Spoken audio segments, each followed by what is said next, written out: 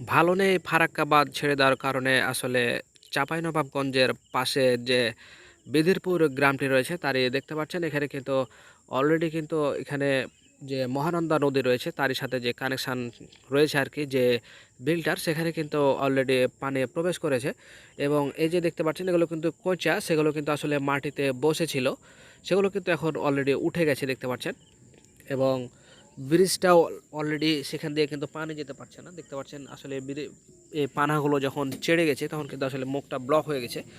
তো দেখতে পাচ্ছেন যে আসলে এই যে ফসল আমি যদি একটু কাছে নিয়ে যাই আপনাদের তাহলে আপনাদের বুঝতে সুবিধা হবে। এই যে দেখতে পাচ্ছেন এগুলোতে কিন্তু অলরেডি ফসলে কিন্তু আসলে পানি প্রবেশ করেছে। এই যে দেখেন এগুলো কিন্তু আসলে ফসলগুলো ডুবে যাচ্ছে আস্তে আস্তে আস্তে আস্তে, এগুলো কিন্তু শুকনো ছিল এর কারণে কিন্তু আসলে তারা ফসলগুলো লাগালছিল, কিন্তু হঠাৎ করে ফারাক্কার বাঁধ ছেড়ে দেওয়ার কারণে কিন্তু আসলে বর্তমানে এখানকার অবস্থা কিন্তু আসলে করুন।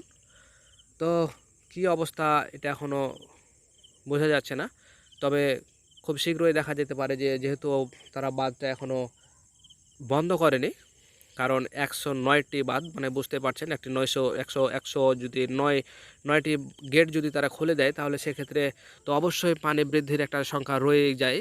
আর যে বড় নদী রয়েছে সেখানে কিন্তু আসলে প্রচণ্ড স্রোত বইছে, এটা আপনাদেরকে জানিয়ে দিই। দেখতে পাচ্ছেন যে আসলে আস্তে আস্তে কিন্তু সব ফসলি জমিগুলো কিন্তু প্লাবিত হচ্ছে।